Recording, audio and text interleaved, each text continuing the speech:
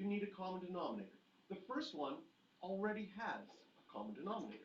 So once you have a common denominator, you just need to add the tops. This is going to be 6 over x plus 3. Can you simplify the 6 and the 3? No. You can imagine this has brackets around it. That factor would be connected. Remember, we can only simplify when we're multiplied and factors are identical. Okay? That plus 3 is part of the x. It's not identical. This question's done. Question number 2, I'm going to need more space for that one. For question number 2, we do not have a common denominator. And if I put brackets around because they're connected with the adding, I have one factor on the bottom of one factor on the bottom of the other, and they are not the same.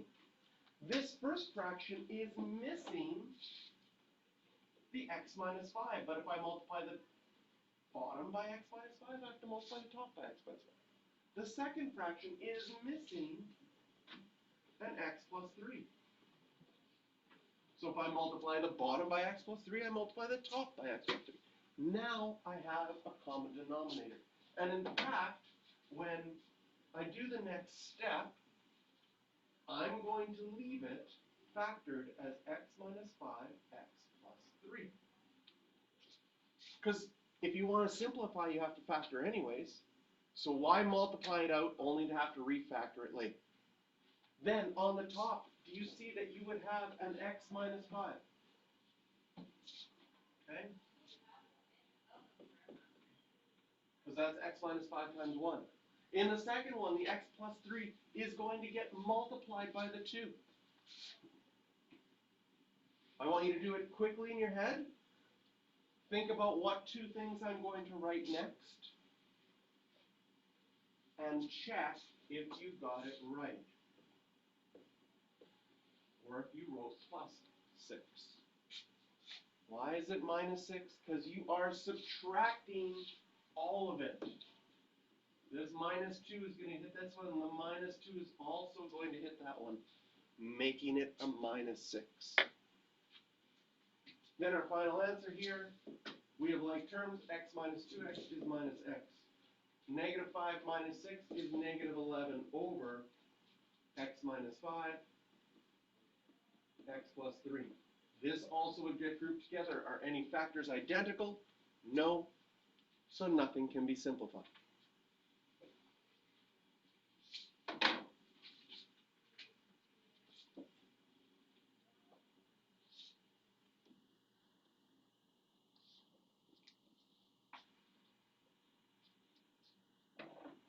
Question number 3. We don't have common denominators. But in question number 3, we also see that something can be factored. And so one of the things we wrote in our multiplying and dividing section was we always factor if we can. And this first fraction is going to be 3 over x plus 3, x plus 3, minus 2 over x plus 3. Looking at our question, we notice that our denominators are not the same. You can't add or subtract unless you have the same denominators. But once it's factored, you realize that they're close. In fact, the first one doesn't need anything extra.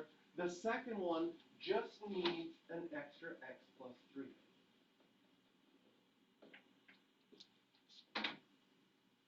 And so now I have a common denominator of x plus 3, x plus 3. On the top, I would have 3 minus 2x, and the minus 2 also gets multiplied by the 3, so it's minus 6 as well. There are some like terms up here. Minus 2, 3 minus 6, minus 2x, and then 3 minus 6 would be negative 3 over x plus 3, x plus 3. Again, this would get grouped together. No factors are identical, so we can't simplify any further. And finally, the last one. We have 5 over x plus 3.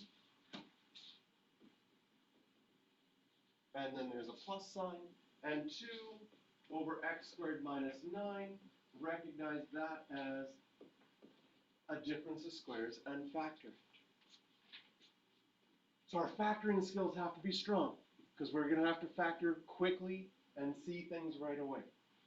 And now when I look at my denominators, because if I'm adding fractions, I need a common denominator, I can see that the only thing that's missing is this one's missing an x minus 3. So I have to multiply top and bottom by x minus 3.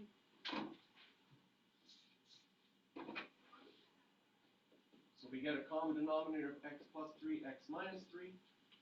The first one's going to be 5x minus 15, and then plus 2. We have some like terms.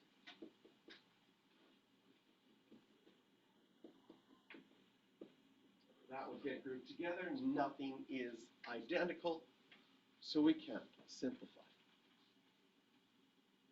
This is our warm-up. All 7.4 is this idea of 7.3, adding and subtracting, but the next level. 7.3 started off with no factoring, two things. 7.4 is just going to be like, you're still adding and subtracting, but now you're going to get a lot more factoring involved. So let's go to example 1.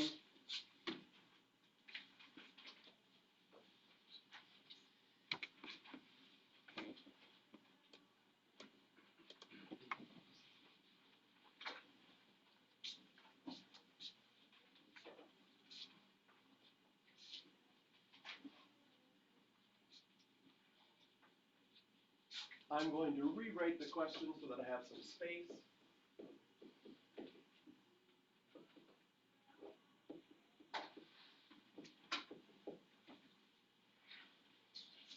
Can we cancel out the p's?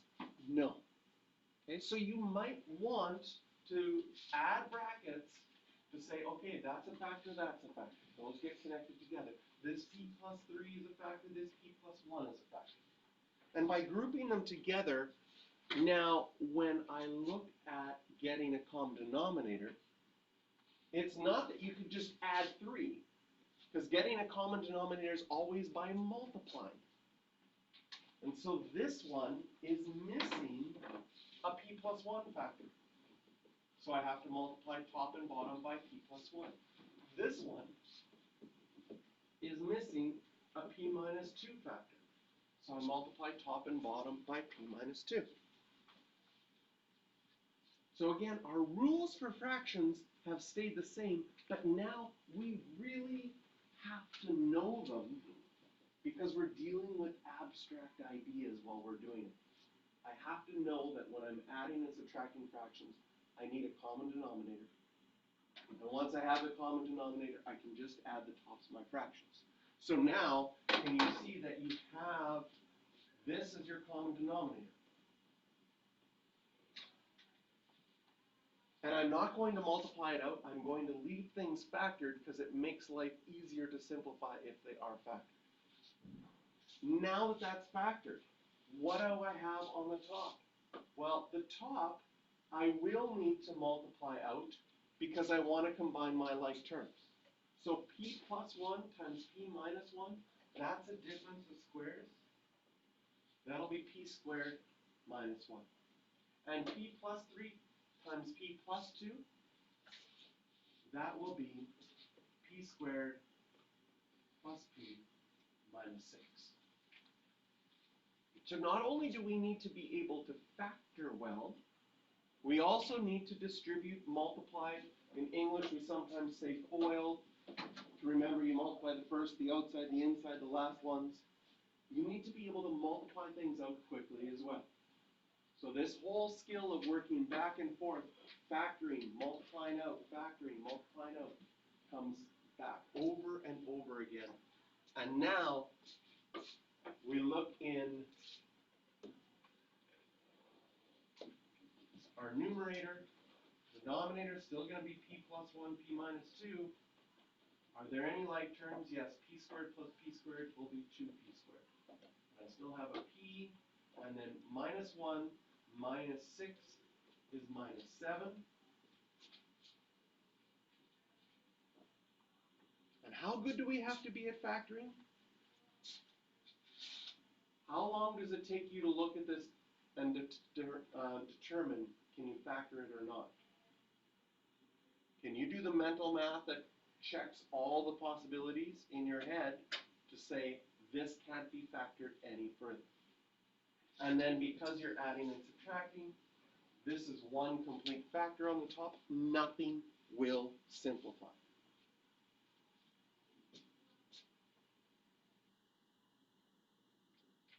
Textbook at the bottom still reminds you to check for non-permissible values.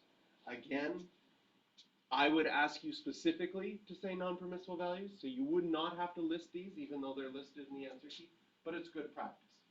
What are our non-permissible values? That's when we are dividing by 0.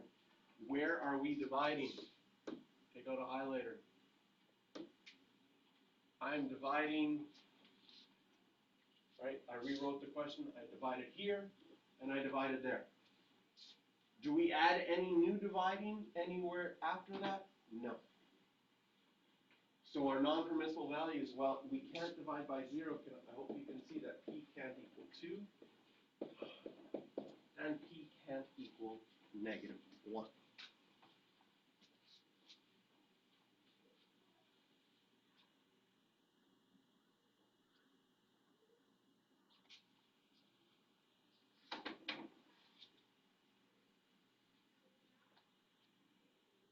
I'm going to erase this.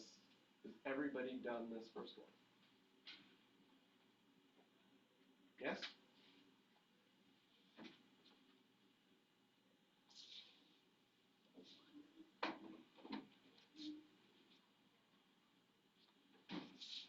We've written this down before.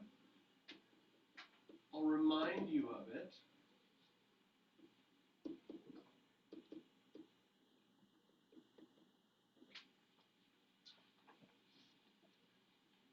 And the number 3 is whatever. I could chose 2 minus x, 5 minus x. But sometimes you get a factor that instead of x minus something, you have the number minus something. Like you have 3 minus x, or 5 minus x. And if you factor a negative out of that, that would make the x positive and the number negative. So factoring a negative out makes the factor look more like we're used to. But sometimes you get questions where you have a factor close, but a little bit different. Another thing that's going to come up in this second question that we're going to think about is when you have a negative in a fraction, would you agree that -3 over 5 is the same as having 3 over -5, which is the same as just calling it the whole thing, -3 over 5. When you have a negative in a fraction, that negative could be in the numerator, it could be in the denominator, it could be out in front. It really doesn't matter. But seeing a negative and being able to manipulate with it, sometimes one of these will be nicer to work with than others. So these two things come into effect in question or in part B. Because in part B, I have a difference of squares on the bottom, and it's going to be 3 plus e, 3 minus e.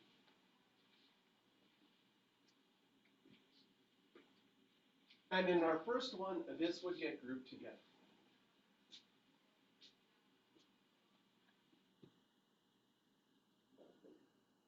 Now, if you assume that all 3 of those factors are different, your life is going to get very complicated very quickly when trying to solve this.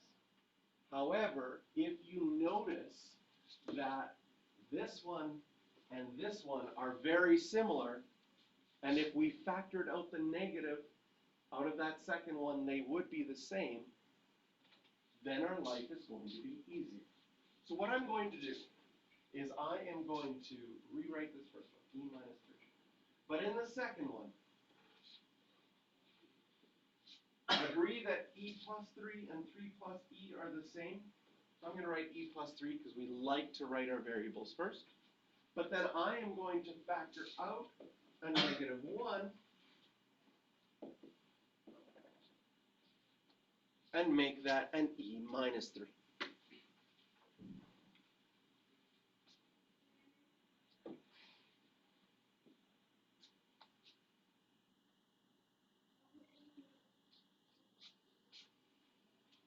Okay.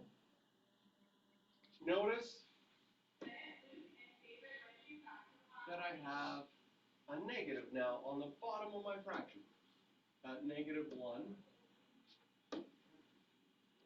That negative 1 is just like a negative on the bottom of the fraction. I could move that negative to the top of the fraction. I could move that negative out to the front of the fraction. In this situation, I think it's really nice to move that negative out to the front of the fraction. Because can you see, if I rewrite this, e minus 3, and I move the negative to the front, there's already a negative out in front. Negative times negative would change it to positive. And then I would just have e plus 3, e minus 3.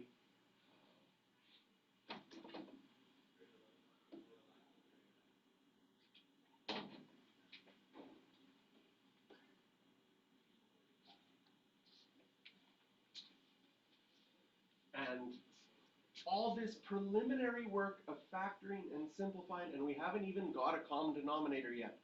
But now we're ready. We look at our denominators. They're very close. Now we notice that this one is missing e plus 3, so I'll multiply the top by e plus 3 as well. Now I have a common denominator of e plus 3, e minus 3. And on the top I would have 2e plus 3 plus 3e. I have some common denominators there. I have some common like terms, sorry. 2e plus 3e would be 5e plus 3. That would get grouped together as a factor. No factors are identical. We are done. And just like before, non-permissible values, we have to look, where are we dividing? And if we check where we're dividing, e cannot equal 3, and e cannot equal negative 3. Because that would cause us to divide by 0. Question? Yes, it would be plus 6. Thank you so much.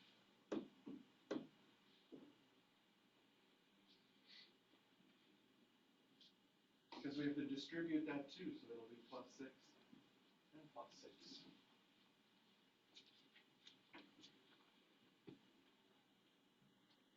Again, it is hard to make it through these questions without a mental math error. You have to maintain your focus, double check your work often, basically every step. You should be double checking your work. I didn't double check my work on a step, I made a mistake. It's going to happen. Okay? So don't get too frustrated when you get to the end of the question and you check the answer and it doesn't match up. Because you will be making mental math errors. It does not mean that you do not know what you're doing. It does mean that you're making small mistakes. Okay? What we're trying to do in all of our math all the way through is we're trying to get you more to a point where you're not making small mistakes. Right? There are some jobs in life where small mistakes, they're just not allowed. Right?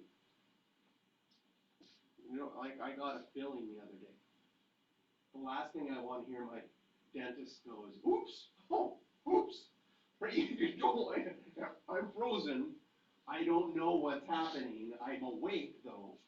But I don't want to be like, oh, let me wipe that blood off your sunglasses that we gave you. And, oh, X-ray, I'll turn it around. You're getting, instead of just 2 fillings today, it's now 4 because I drilled the wrong teeth. We can't just leave holes in them now. You don't, right? You don't want those small mistakes in certain things, right? There's certain jobs that it's not as catastrophic, right? If you make a small mistake. You ordered a burger with no pickles, they put the pickles in, right? Then you're like, oh, I'll just take them off. Actually, I'm allergic to pickles, so now you have to make me a whole new burger. Oh, right? You make a whole new burger. It's not a big deal, right? Except, I don't know, sometimes though you make those mistakes and your manager's watching, and then your manager's like, okay, I'm gonna deduct you a burger off of your pay because you screwed that one up. So what we're doing here though is we're developing brain skills to stop making little mistakes in an area where it's super easy to make little mistakes. Questions for practice. So try 3, 4A, 5, and 8. Nope, not 4A, 4B. Good thing I double checked.